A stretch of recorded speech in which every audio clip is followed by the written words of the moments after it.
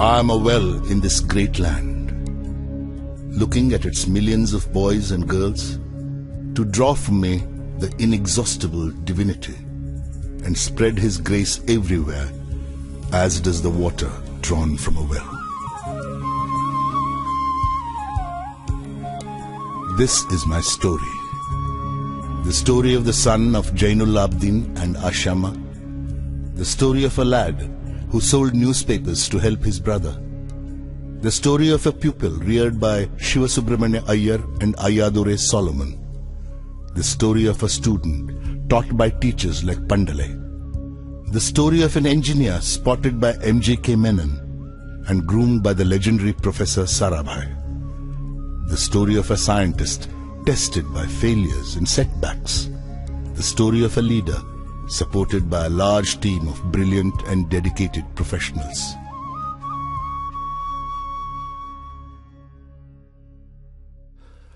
This story will end with me, for I have no belongings in the worldly sense.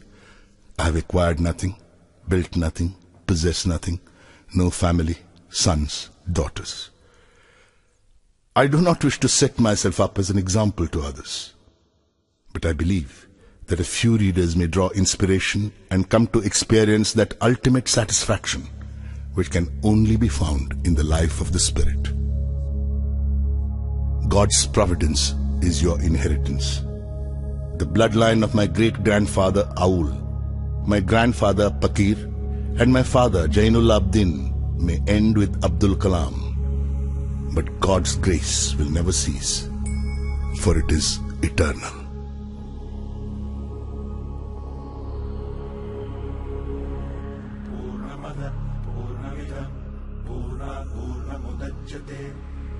पूर्णस्य पूर्णमादाय पूर्णमेवावशिष्यते ॐ पूर्णमदः पूर्णमिदं पूर्णात् पूर्णमुदच्यते पूर्णस्य पूर्णमादाय पूर्णमेवावशिष्यते पूर्णमदः पूर्णमिदं पूर्णात् पूर्णमुदच्यते पूर्णस्य पूर्णमादाय पूर्णमेवावशिष्यते पूर्णमदः पूर्णमिदं पूर्णात् पूर्णमुदच्यते पूर्णस्य पूर्णमादाय पूर्णमेवावशिष्यते.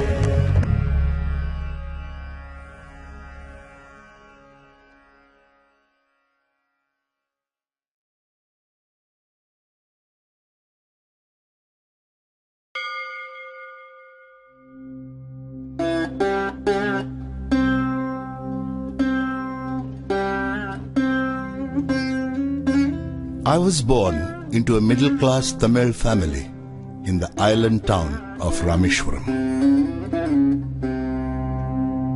My father, Jainul Abdin, had neither much formal education nor much wealth. Despite these disadvantages, he possessed great innate wisdom and a true generosity of spirit. He had an ideal helpmate in my mother, Ashima. I was one of many children, a short boy with rather undistinguished looks, born to tall and handsome parents. We lived in our ancestral house, which was built in the middle of the 19th century. It was a fairly large Pakka house on the Mosque Street in Rameshwaram. My austere father used to avoid all inessential comforts and luxuries. However, all necessities were provided for. In fact, I would say mine was a very secure childhood, both materially and emotionally.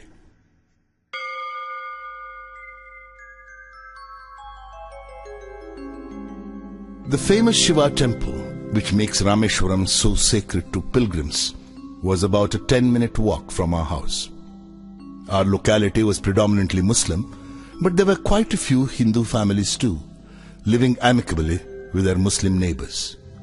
There was a very old mosque in our locality where my father would take me for evening prayers.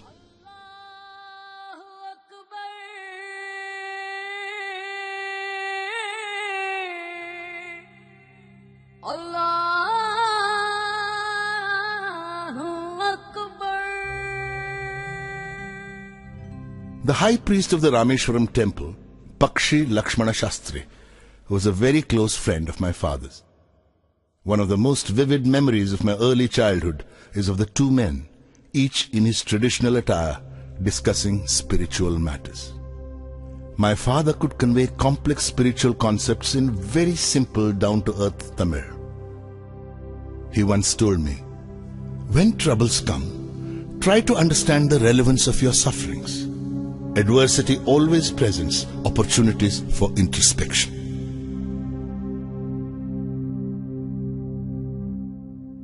I have throughout my life tried to emulate my father in my own world of science and technology. I feel convinced that there exists a divine power that can lift one up from confusion, misery, melancholy and failure and guide one to one's true place.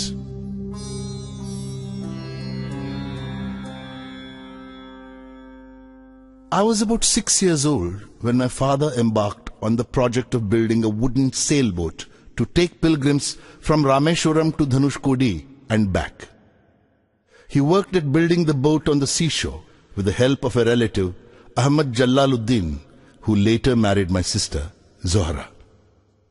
Ahmad Jalaluddin became a close friend of mine, despite the difference of 15 years in our ages. We used to go for long walks together every evening. As we started from Mosque Street, our first halt would be at the imposing temple of Lord Shiva, where we would circle around the temple with the same reverence as any other pilgrim. Jalaluddin's schooling had been limited, principally because of his family's straitened circumstances. At the time I speak of, he was the only person on the entire island who could write English. He wrote letters for almost anybody in need. Jalaluddin always spoke to me about educated people, of scientific discoveries, of contemporary literature, and of the achievements of medical science. Another person who greatly influenced my childhood was my first cousin, Shamsuddin. He was the sole distributor for newspapers in Rameshwaram and a one-man operation. The newspapers would arrive at Rameshwaram station by the morning train. The Second World War broke out in 1939 when I was 8 years old. Soon India was forced to join the Allied forces and something like a state of emergency was declared. The first casualty came in the form of the suspension of the train halt at Rameshwaram station. The newspapers now had to be bundled and thrown out from the moving train on the Rameshwaram road between Rameshwaram and Dhanushkodi. That forced Shamsuddin to look for a helping hand to catch the bundles, and, as if naturally, I filled the slot. Shamsuddin helped me earn my first wages. Every child is born with some inherited characteristics into a specific socio-economic and emotional environment and trained in certain ways by figures of authority. I inherited honesty and self-discipline from my father. From my mother, I inherited faith in goodness and deep kindness. But it was the time I spent with Jalaluddin and Shamsuddin that perhaps contributed most to the uniqueness of my childhood and made all the difference in my later life.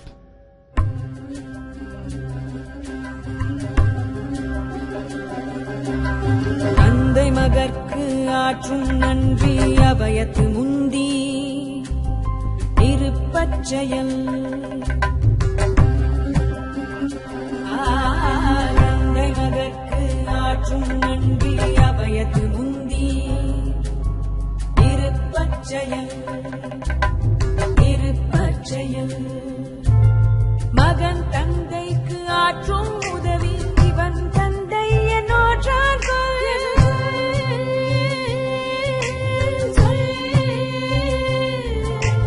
மகன் தந்தைக்கு ஆற்றும் உதவி இவன் தந்தை என்னோற்றான் தந்தை மகற்கு ஆற்றும் நன்றி அபயத்து முந்தி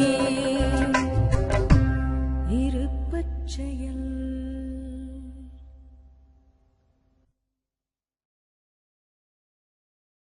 Then the war was over and India's freedom was imminent. I asked my father's permission to leave Rameshwaram and study at the district headquarters in Ramanathapuram. Shamsuddin and Ahmad Jalaluddin travelled with me to Ramanathapuram to enroll me in Schwartz High School. Somehow, I did not take to the new setting. The town of Ramanathapuram was a thriving, factious town of some 50,000 people. But the coherence and harmony of Rameshwaram was absent. I missed my home and grabbed every opportunity to visit Rameshwaram. Once I settled down at Schwartz High School, the enthusiastic 15-year-old within me re-emerged. My teacher, Ayadurai Solomon, was an ideal guide for an eager young mind that was yet uncertain of the possibilities and alternatives that lay before it.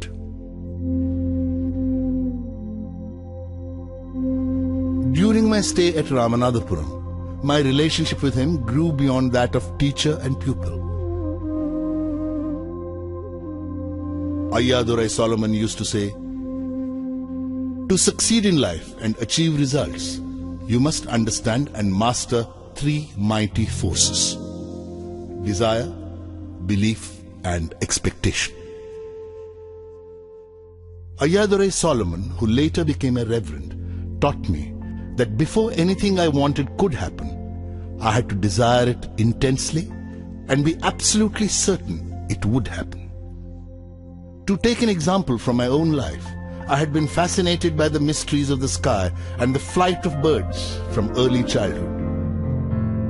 I used to watch cranes and seagulls soar into flight and long to fly. Simple provincial boy though I was convinced that one day I too would soar up into the skies. Indeed, I was the first child from Rameshwaram to fly.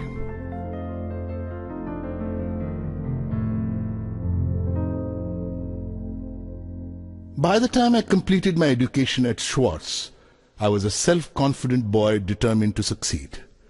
The decision to go in for further education was taken without a second thought. In 1950, I arrived at St. Joseph's College, Trichy, to study for the intermediate examination. When I later joined the BSc degree course at St. Joseph's, I was unaware of any other option for higher education. Nor did I have any information about career opportunities available to a student of science. Only after obtaining a BSc did I realize that physics was not my subject. I had to go into engineering to realize my dreams. I wonder why some people tend to see science as something which takes man away from God. For me, science has always been the path to spiritual enrichment and self-realization.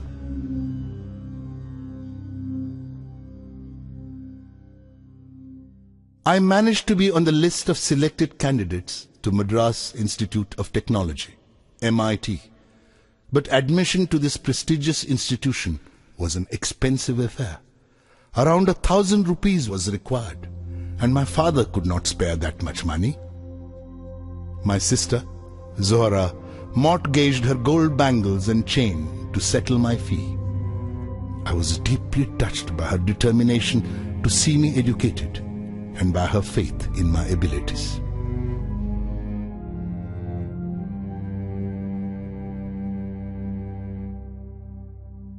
What fascinated me most at MIT was the sight of two decommissioned aircrafts displayed there. I felt a strange attraction towards them and would sit near them long after other students had gone back to the hostel. After completing my first year, when I had to opt for a specific branch, I almost spontaneously chose aeronautical engineering. In the course of my education at MIT, 3 teachers shaped my thinking: Professor Sponder, Professor K.A.V. Pandale, and Professor Narsingrao. Professor Sponder taught me technical aerodynamics. I consulted him before opting for aeronautical engineering. He told me that one should never worry about one's future prospects. Instead, it was more important to lay sound foundations, to have sufficient enthusiasm and an accompanying passion for one's chosen field of study. I myself would like to tell all novitiate engineering students that when they choose their specialization, the essential point is to consider whether the choice articulates their inner feelings and aspirations. Professor K.A.V. Pandalai taught me aerostructure design and analysis. He was a cheerful, friendly and enthusiastic teacher who brought a fresh approach to every year's teaching course. Professor Narsingh Rao was a mathematician who taught us theoretical aerodynamics. After attending his classes, I began to prefer mathematical physics to any other subject.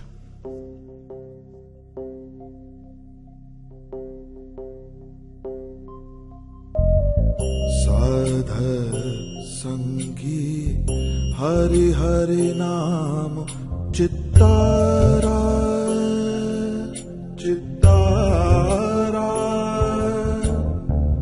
साध संगी हरि हरि नाम चित्तारा सहजी अनंतु होवे दिनु राति अंकुर भलो हमारा साध संगी साध संगी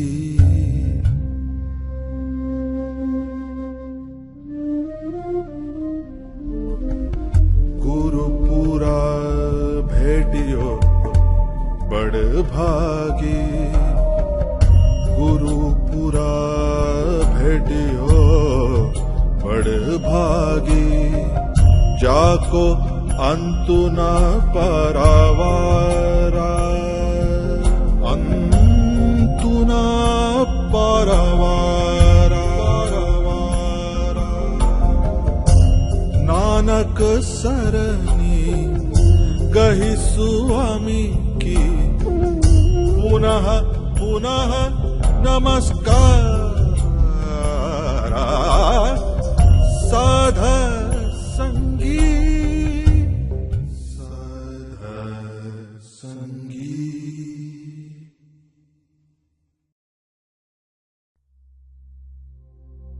From MIT, I went to Hindustan Aeronautics Limited, HAL, at Bangalore as a trainee. Two alternative opportunities for employment, both close to my long-standing dream of flying, presented themselves before me when I came out of HAL as a graduate aeronautical engineer. One was a career in the Air Force, and another was a job at the Directorate of Technical Development and Production at the Ministry of Defense. I applied for both. The interview calls arrived from both the places almost simultaneously. I was asked to reach Dehradun by the Air Force recruitment authorities and Delhi by DTD and P.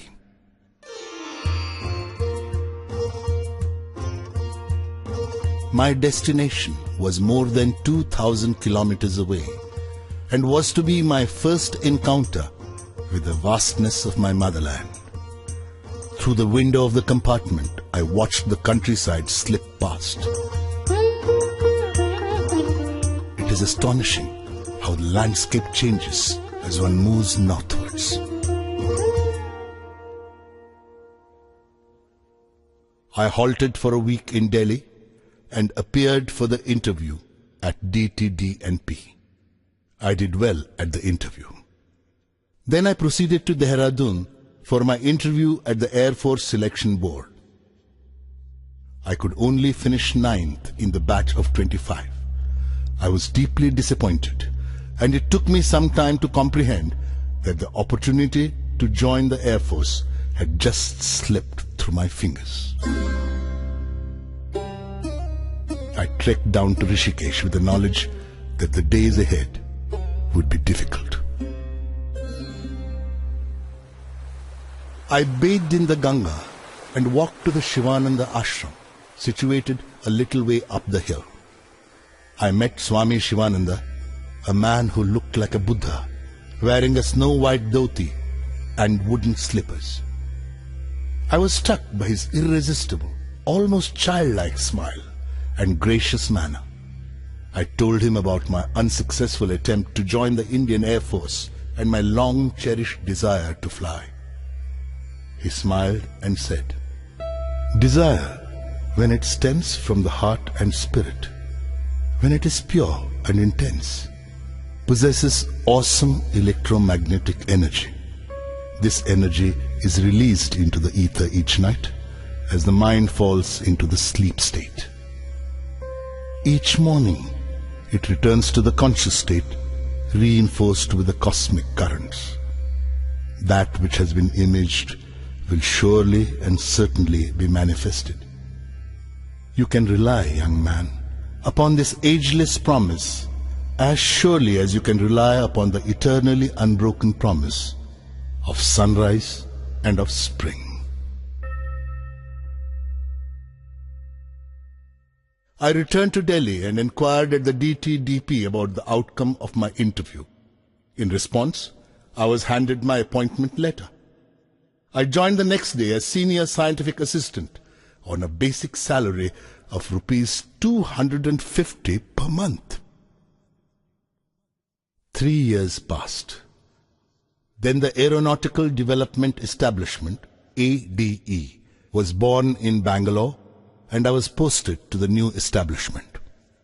Bangalore as a city was in direct contrast to Kanpur, where I had been posted during my first year at the directorate. In fact, I feel our country has an uncanny way of bringing out extremes in her people. I suppose it is because Indians have been both afflicted and enriched by centuries of migrations. Loyalty to different rulers has dulled our capacity for a single allegiance. Instead, we have developed an extraordinary ability to be compassionate and cruel, sensitive and callous, deep and fickle, all at the same time. To the untrained eye, we may appear colorful and picturesque. To the critical eye, we are but shoddy imitations of our various masters. In Kanpur, I saw pan-chewing imitations of Wajid Ali Shah, and in Bangalore, it was replaced by dog-walking sahibs. In Bangalore, too, I longed for the depth and calmness of Rameshwaram.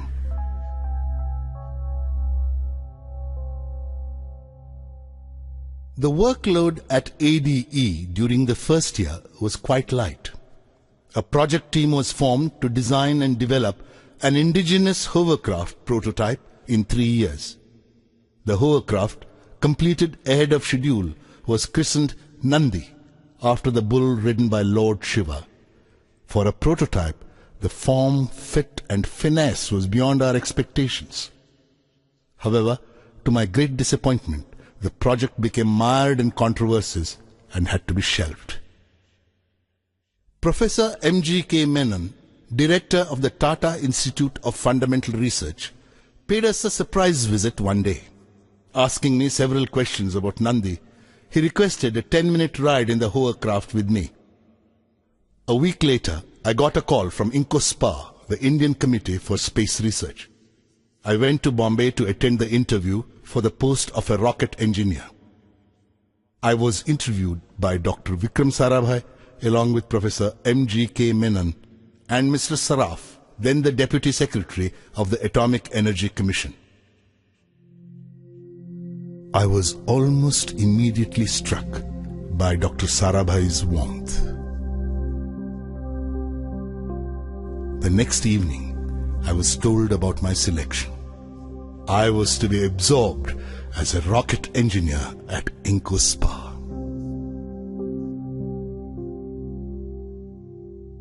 Sometime in the latter half of 1962, INCOSPA took the decision to set up the Equatorial Rocket Launching Station at Tumba, a sleepy fishing village near Trivandrum in Kerala.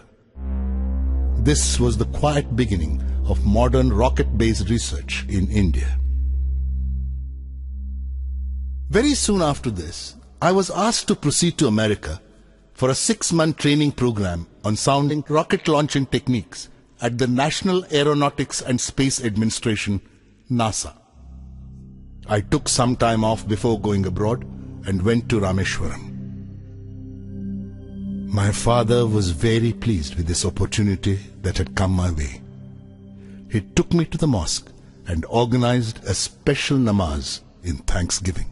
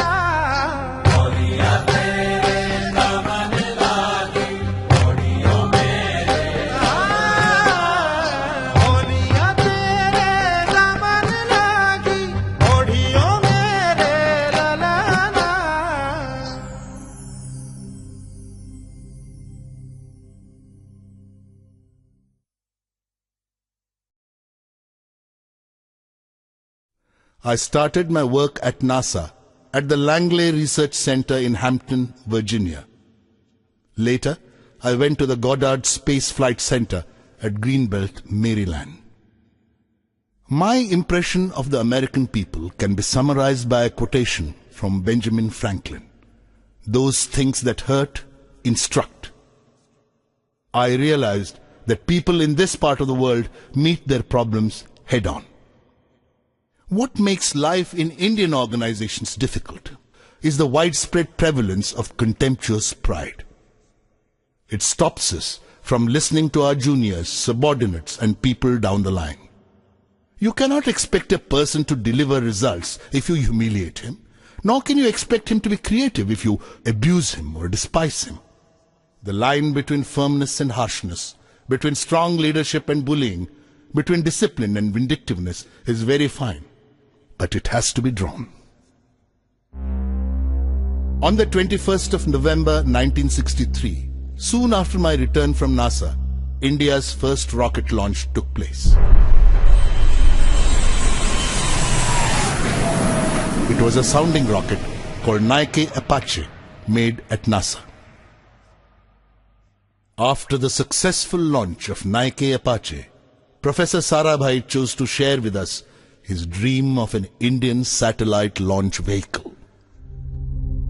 The development of Indian rockets in the 20th century can be seen as a revival of the 18th century dream of Tipu Sultan. When Tipu Sultan was killed, the British captured more than 700 rockets and subsystems of 900 rockets in the Battle of Tirukkanhalli in 1799. His army had 27 brigades called Kushuns, and each brigade had a company of rocketmen called Jurks. These rockets had been taken to England by William Congreve and were subjected by the British to what we call reverse engineering today. With the death of Tipu, Indian rocketry also met its demise, at least for 150 years. Rocketry was reborn in India thanks to the technological vision of Prime Minister Jawaharlal Nehru.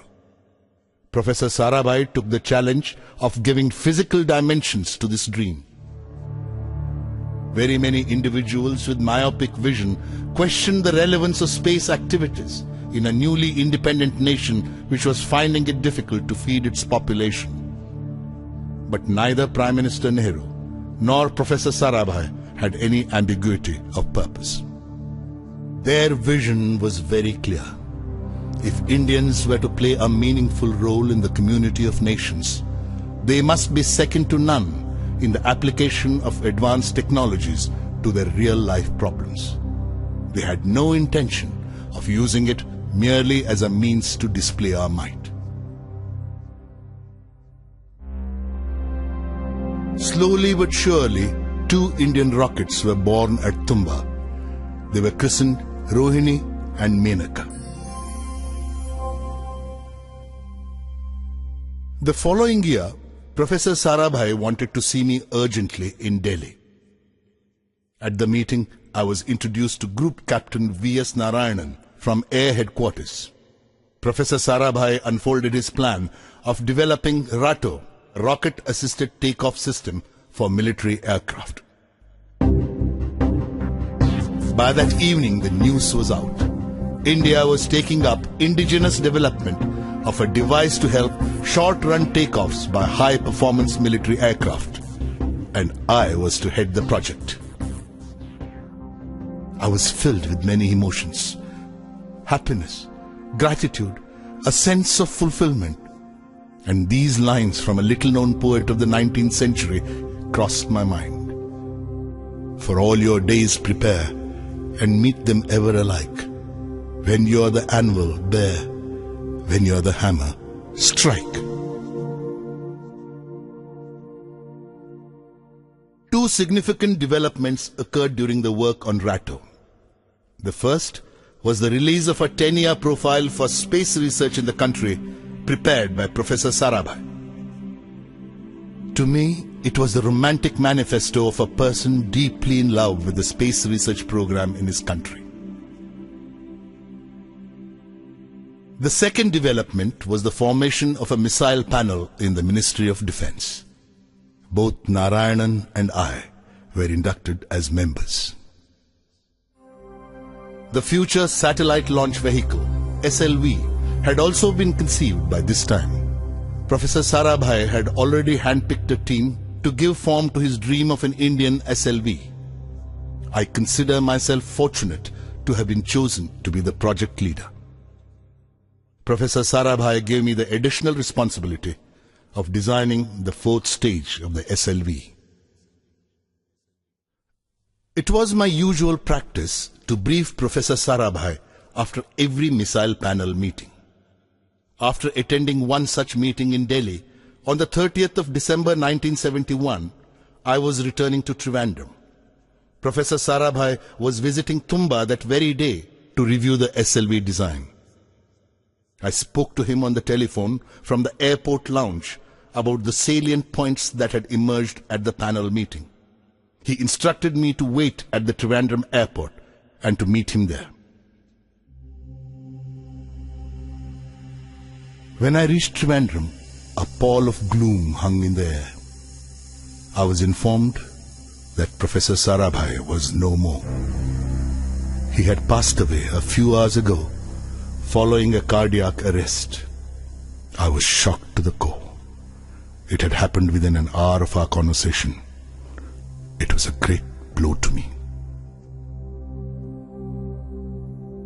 I consider Professor Sarabhai as the Mahatma Gandhi of Indian science, generating leadership qualities in his team and inspiring them through both ideas and example.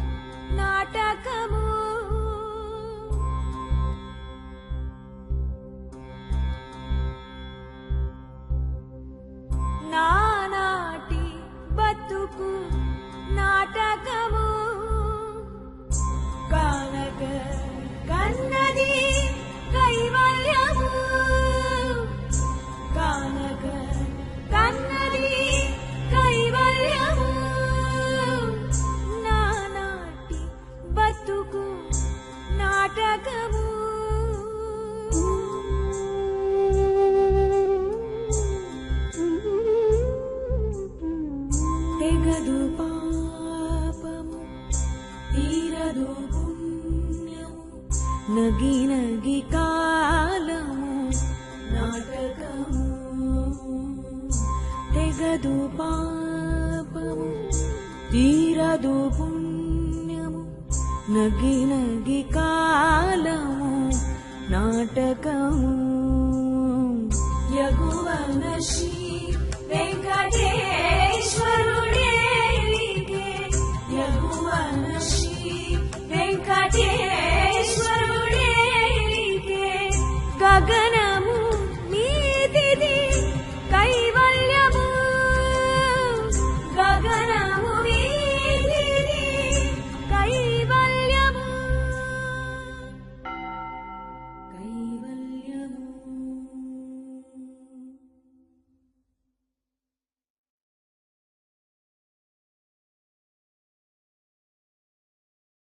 after an interim arrangement with Professor M.G.K. Menon at the helm, Professor Satish Dhawan was given the responsibility of heading the Indian Space Research Organization, ISRO. The whole complex at Tumba was merged together to form an integrated space center and christened the Vikram Sarabhai Space Center, VSSC, as a tribute to the man to whom it owed its existence. The renowned metallurgist Dr. Brahm Prakash took over as its first director.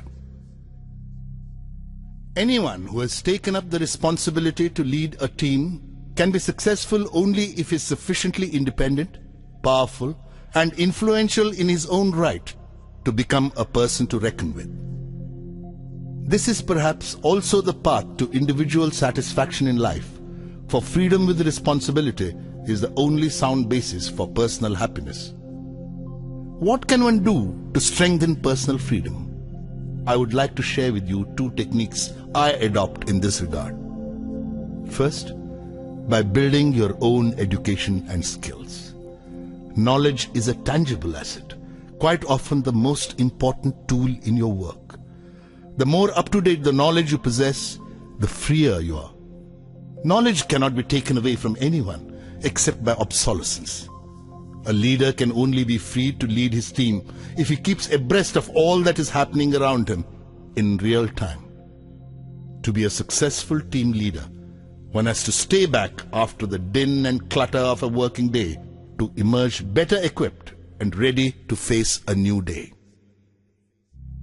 The second way is to develop a passion for personal responsibility. The sovereign way to personal freedom is to help determine the forces that determine you. Work for the things you believe in. If you do not, you are surrendering your fate to others. The first 3 years of the SLV project was the period for the revelation of many fascinating mysteries of science. Gradually, I became aware of the difference between science and technology, between research and development. Science is inherently open-ended and exploratory. Development is a closed loop.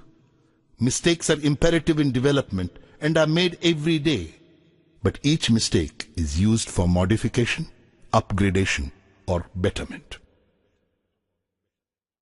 Like any other act of creation, the creation of the SLV-3 also had its painful moments.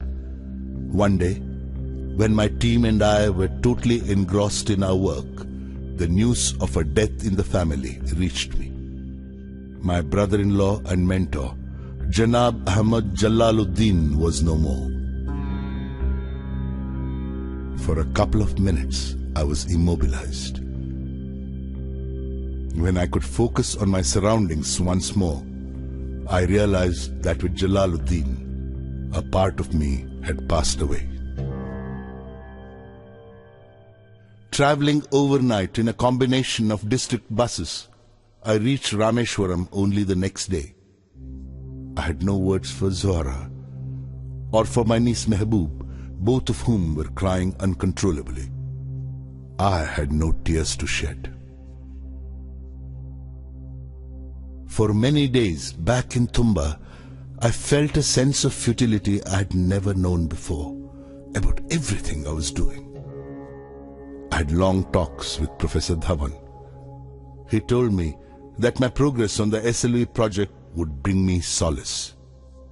The confusion would first lessen and would later pass away altogether.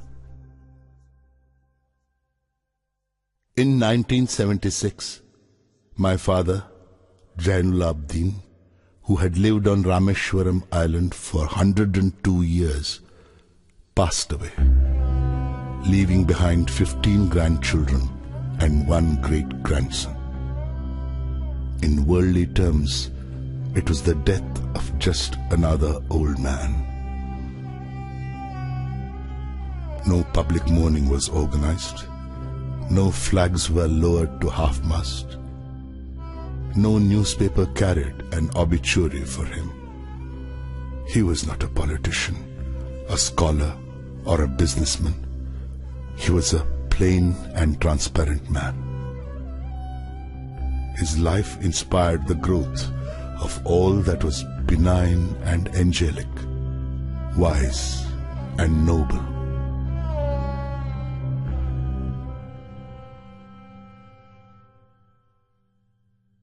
I sat for a long time with my mother, but could not speak.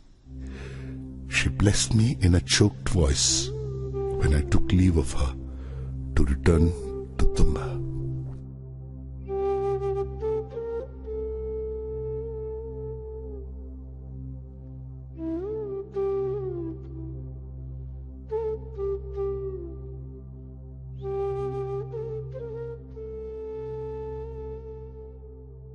The SLV-3 APJ rocket, scheduled to be flight tested in France, was mired with problems. I had to rush to France to sort them out. Before I could depart, I was informed that my mother had passed away. With 3 deaths in the family, I needed total commitment to my work in order to keep performing. The desire to work at optimum capacity leaves hardly any room for anything else. With this total commitment and single-mindedness, the SLV-3 dream was finally realized in the middle of 1979. We had scheduled the first experimental flight trial of SLV-3 for the 10th of August 1979. The 23-meter-long 4-stage SLV rocket, weighing 17 tons, took off elegantly at 7:58 hours.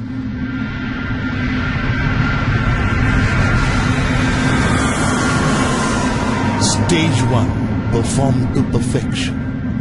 There was a smooth transition from this stage to the second stage.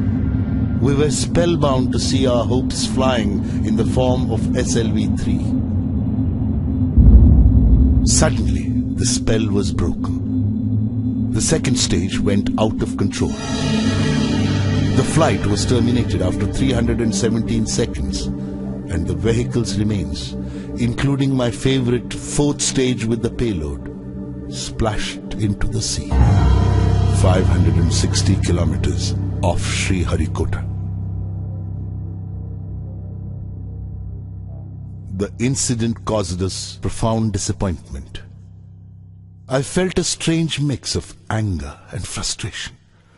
Completely drained, mentally as well as physically, I went straight to my room and slumped onto the bed. A gentle touch on my shoulder woke me up. It was late in the afternoon, almost approaching evening.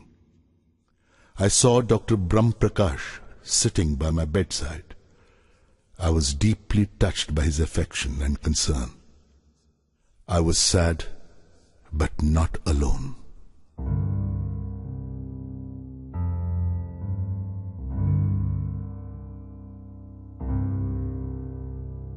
A post-flight review established that the mishap occurred because of the failure of the second stage control system.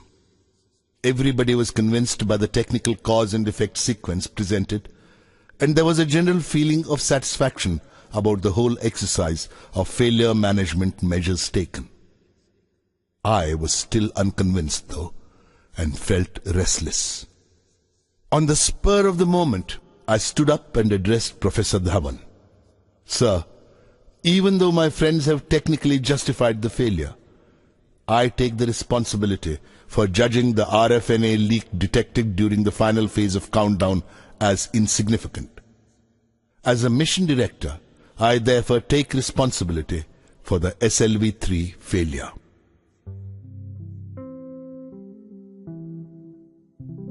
The pursuit of science is a combination of great elation and great despair. I went over many such episodes in my mind. The idea that a man could land on the moon, developed by a Russian mathematician, was realized after nearly 4 decades, and by the United States at that. Professor Chandrasekhar had to wait nearly 50 years before receiving the Nobel Prize for his discovery of the Chandrasekhar limit, a discovery made while he was a graduate student at Cambridge in the 1930s. How many failures must Von Braun have gone through before his Saturn launch vehicle put man on the moon? To live only for some unknown future is superficial. It's like climbing a mountain to reach the peak without experiencing its sides. The sides of the mountain sustain life, not the peak. This is where things grow, experience is gained, and technologies are mastered. The importance of the peak lies only in the fact that it defines the sides. I went in little steps, just one step after another, but each step towards the top.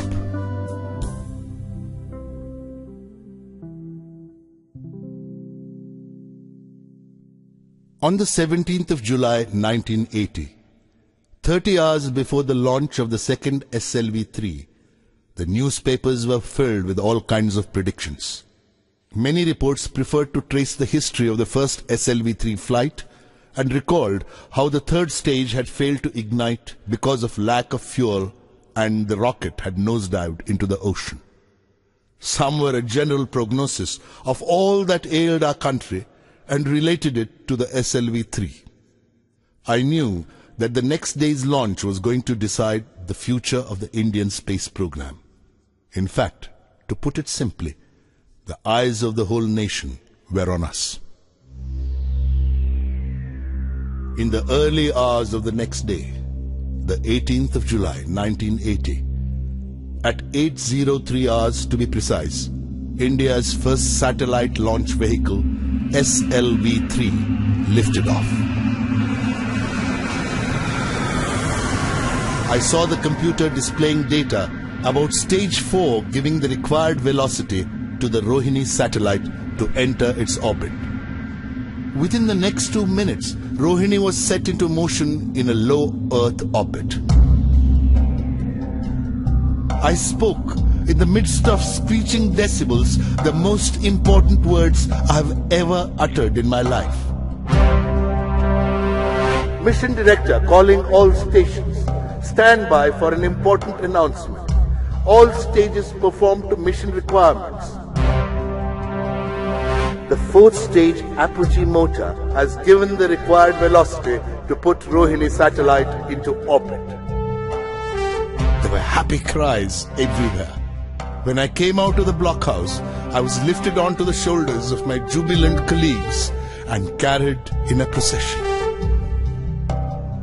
The whole nation was excited. India had made its entry into the small group of nations which possessed satellite launch capability.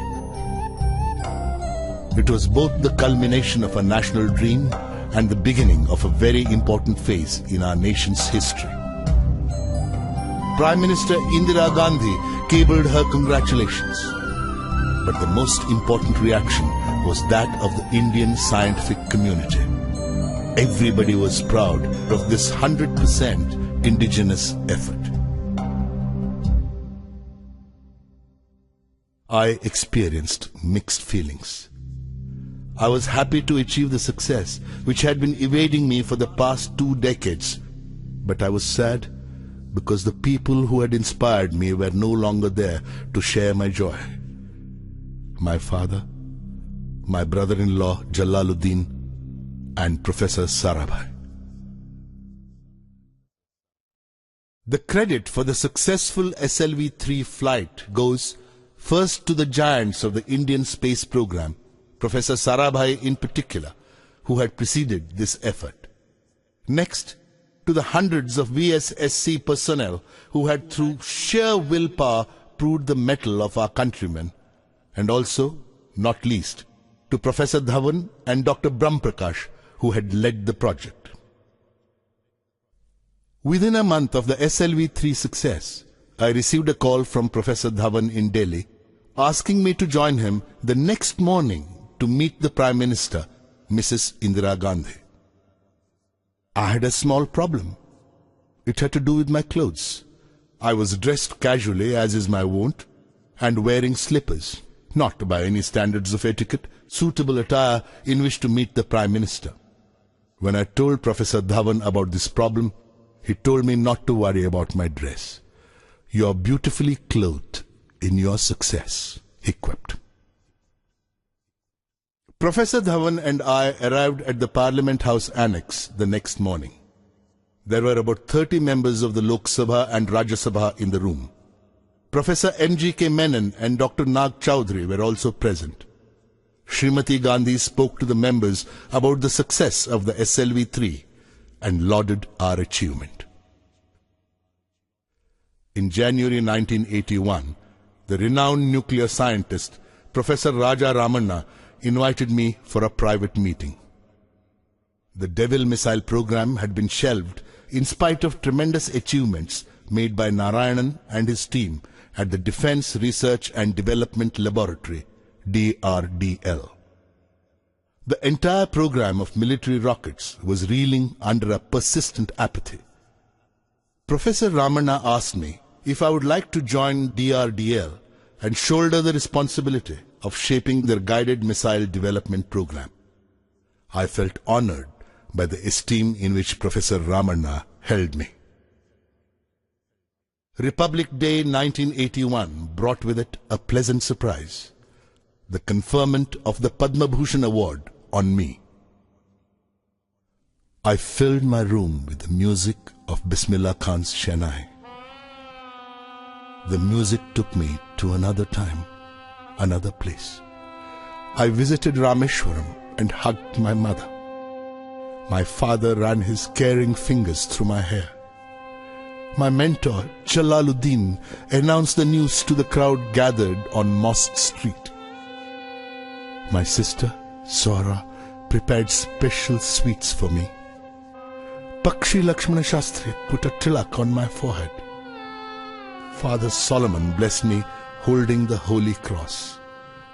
I saw Professor Sarabhai smiling with a sense of achievement. The sapling which he had planted 20 years ago had finally grown into a tree whose fruits were being appreciated by the people of India.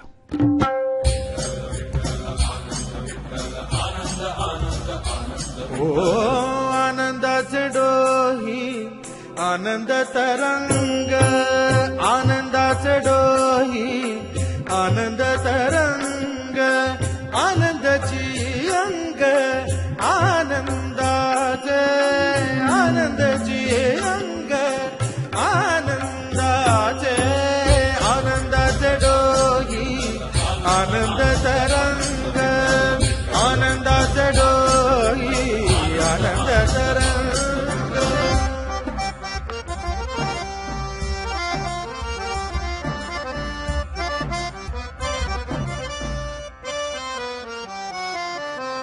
गर्भाचे आवडी मातेचा डोहळा तेथीचा जीवळा तेथे बिंबे गर्भाचे आवडी मातेचा डोहळा तेथीचा जीवळा तेथे बिंबे तुका म्हणे तैसा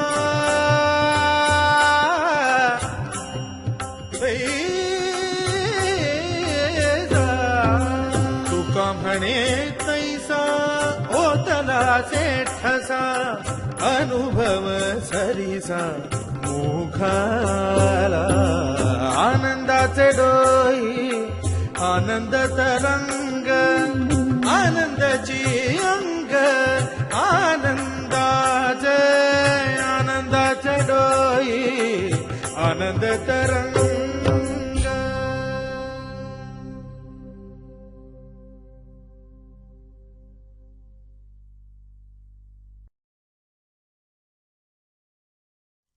I joined DRDL on the 1st of June 1982. To the horror of many old-timers, I started inviting people from the Indian Institute of Science, Indian Institutes of Technology, Council for Scientific and Industrial Research, Tata Institute of Fundamental Research, and many other educational institutions where related experts could be found. I felt that the stuffy work centers of DRDL needed a breath of fresh air. I made a presentation in the South Block.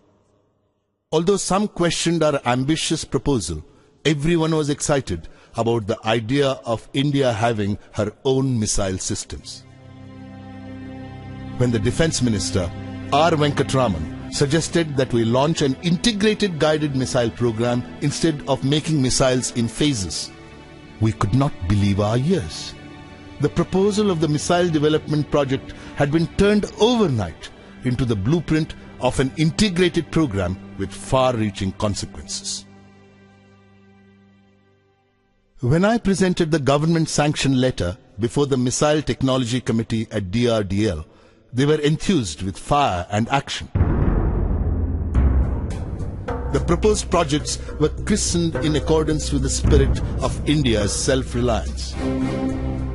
Thus, the surface-to-surface weapon system became Prithvi, the earth. The tactical core vehicle was called Trishul, the trident of Lord Shiva. The surface-to-air defense system was named Akash, the sky, and the anti-tank missile project Nag, Cobra.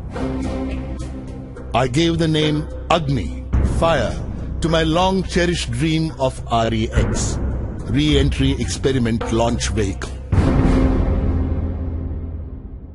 Dr. Arunachalam came to DRDL and formally launched the Integrated Guided Missile Development Program on the 27th of July, 1983.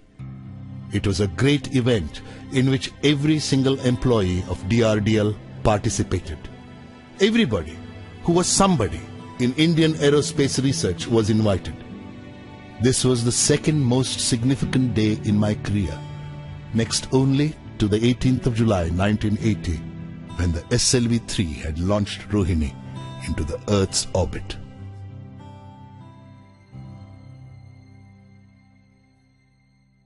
The launch of the Integrated Guided Missile Development Program was like a bright flash on the Indian scientific firmament.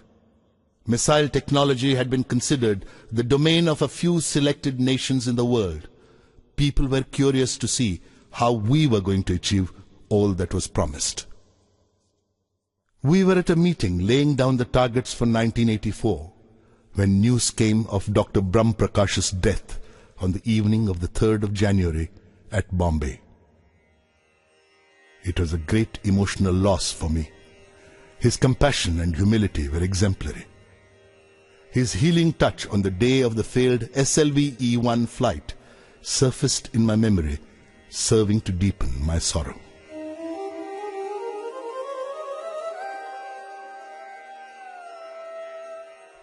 If Professor Sarabhai was the creator of VSSC, Dr. Brahm Prakash was the executor. He had nurtured the institution when it most needed nourishment.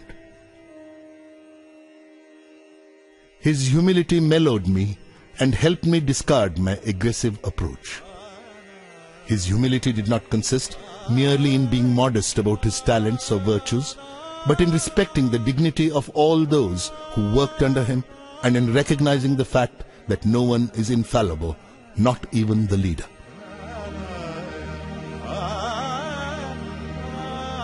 He was an intellectual giant with a frail constitution. He had a childlike innocence, and I always considered him a saint among scientists.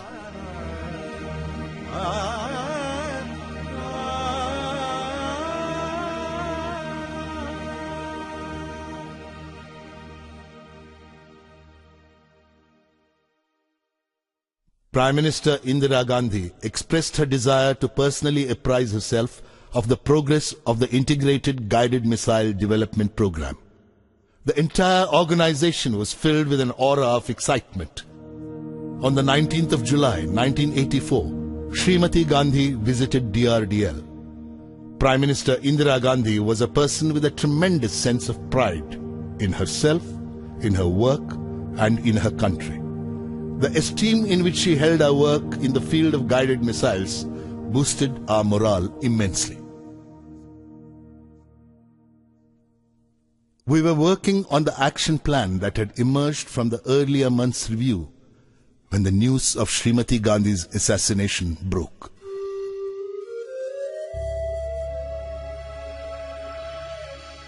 Srimati Gandhi's death was a tremendous loss to the scientific community. She had given impetus to scientific research in the country.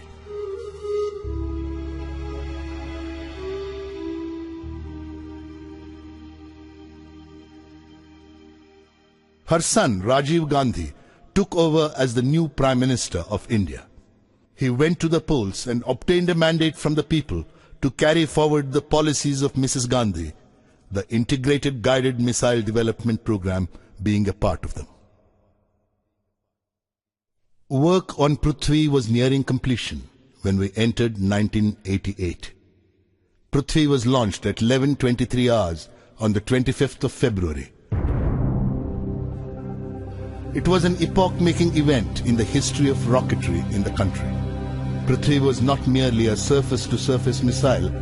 It was, in fact, the basic module for all future guided missiles in the country. The launch of Prithvi sent shockwaves across the unfriendly neighboring countries. The response of the Western Bloc was initially one of shock and then of anger. A 7-nation technology embargo was clamped, making it impossible for India to buy anything even remotely connected with the development of guided missiles. The emergence of India as a self-reliant country in the field of guided missiles upset all the developed nations of the world.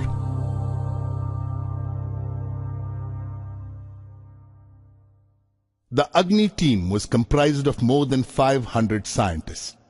Many organizations were networked to undertake this huge effort of launching Agni. The Agni launch had been scheduled for the 20th of April 1989. This was going to be an unprecedented exercise. Unlike space launch vehicles, a missile launch involves wide-ranging safety hazards. All activities preparatory to the launch went according to schedule. We had decided to move the people living in nearby villages to safety at the time of the launch. This attracted media attention and led to much controversy. By the time the 20th of April 1989 arrived, the whole nation was watching us. Foreign pressure was exerted through diplomatic channels to abort the flight trial, but the Indian government stood behind us like a rock and staved off any distraction to our work. We were at T14 seconds when the computer signaled hold, indicating that one of the instruments was functioning erratically. This was immediately rectified. Meanwhile, the downrange station asked for a hold. In another few seconds, multiple holds were necessitated, and this resulted in irreversible internal power consumption. We had to abort the launch. The missile had to be opened up to replace the onboard power supplies. The press was up in arms and fielded various interpretations of the postponement of the flight to suit the fancies of the readership. Cartoonist Sudhir Dar sketched a shopkeeper returning a product to the salesman, saying that like Agni, it would not take off. Another cartoonist showed one Agni scientist explaining that the launch was postponed because the press button did not make contact. The Hindustan Times showed a leader consoling press reporters. There is no need for any alarm. It's a purely peaceful, non-violent missile. After a detailed analysis conducted virtually round the clock for the next 10 days, our scientists had the missile ready for launch on the 1st of May, 1989.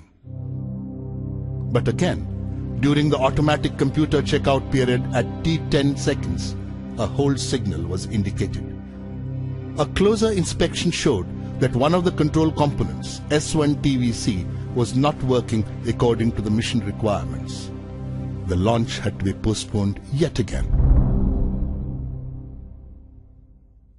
Now, such things are very common in rocketry and quite often happen in other countries too.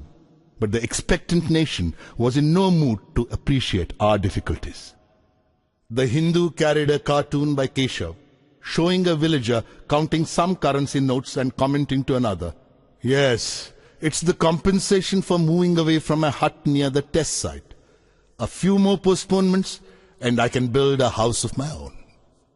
Another cartoonist designated Agni as IDBM, intermittently delayed ballistic missile. Amul's cartoon suggested that what Agni needed was to use their butter as fuel. Detailed analysis of the component failure during the second attempt led to the refurbishment of the control system. Finally, the launch was scheduled for the 22nd of May. The previous night, Dr. Arunachalam, General K.N. Singh and I were walking together with the Defense Minister, K.C. Pant. It was a full moon night. It was high tide, and the waves crashed and rolled as if singing of God's glory and power. Would we succeed with the Agni launch tomorrow? This question was foremost in all our minds.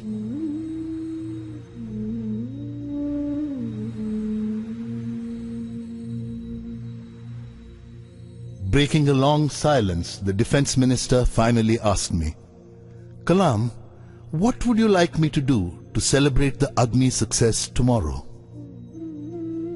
What did I want? What was it that I did not have? What could make me happier? And then I found the answer. We need 100,000 saplings to plant, I said. His face lit up with a friendly glow. You are buying the blessings of Mother Earth for Agni, the Defense Minister quipped. We will succeed tomorrow.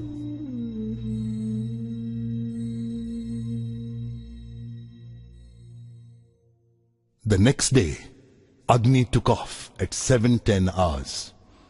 It was a perfect launch. The missile followed a textbook trajectory. All flight parameters were met.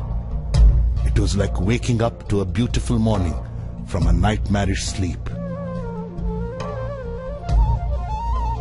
We had reached the launch pad after 5 years of continuous work at multiple work centers.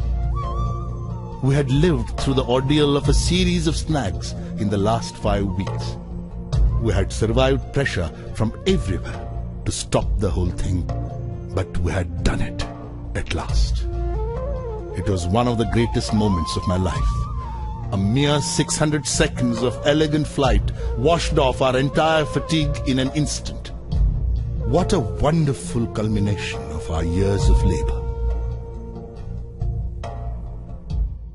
I wrote in my diary that night, "Do not look at Agni as an entity directed upward to deter the ominous or exhibit your might. It is fire in the heart of an Indian. Do not even give it the form of a missile, as it clings to the burning pride of this nation, and thus is bright." Prime Minister Rajiv Gandhi called the Agni launch a major achievement in our continuing efforts to safeguard our independence and security by self-reliant means.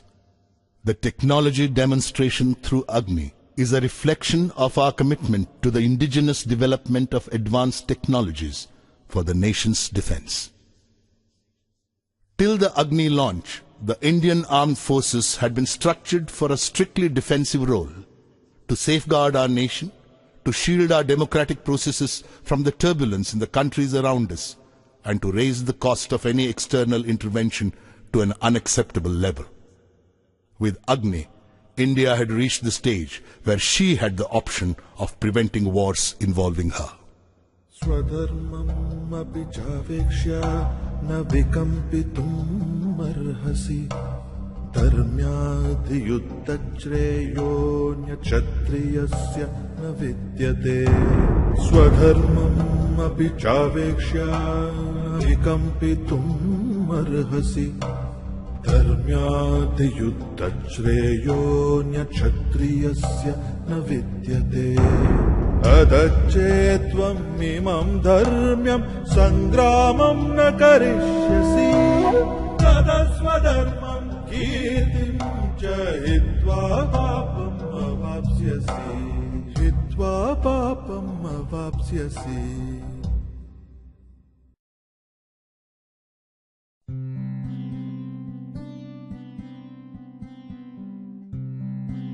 On Republic Day in 1990, the nation celebrated the success of its missile program. I was conferred the Padma Vibhushan along with Dr. Arunachalam. Memories of the Padma Bhushan awarded a decade ago came alive. I still lived more or less as I had lived then, in a room 10 feet wide and 12 feet long, furnished mainly with books, papers, and a few pieces of hired furniture. The only difference was at that time my room was in Trivandrum and now it was in Hyderabad. The mess bearer brought me my breakfast of idlis and buttermilk and smiled in silent congratulation for the award. I was touched by the recognition bestowed on me by my countrymen.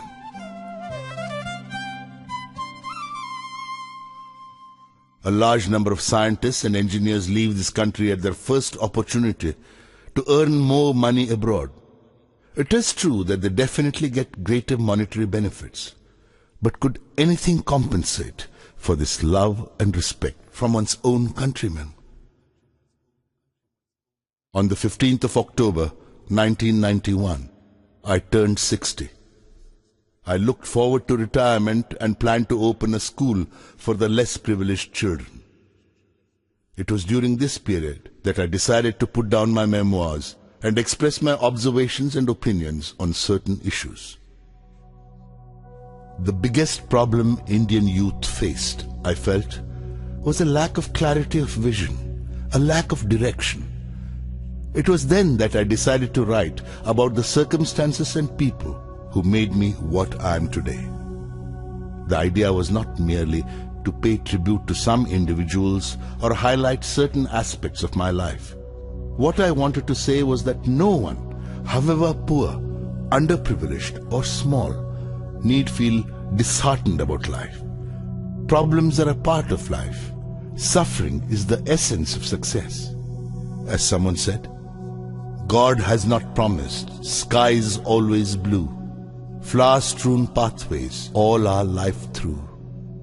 God has not promised sun without rain, joy without sorrow, peace without pain.